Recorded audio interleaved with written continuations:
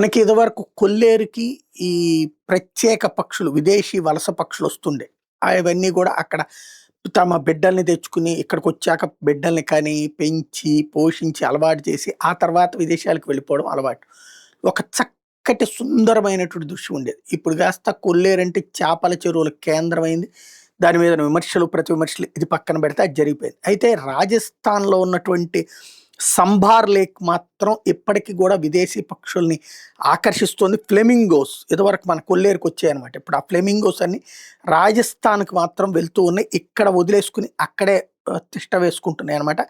తాజాగా ఇప్పుడు అది కాస్త ఒక్కసారిగా నిండిపోయింది. పింక్‌గా కనబడుతోంది. ఫ్లెమింగోస్ ఇండియన్ మెయిన్‌ల్యాండ్‌కి వచ్చి చేరడం వాటి గమ్యస్థానానికి. దాదాపుగా 5, 6 నెలల పాటు అక్కడ ఉండి తమ సంతాన వృద్ధి తర్వాత వెనక్కెళ్తుంటే అయితే ఆ ప్రాంతంలో వేట నిషేధించారు.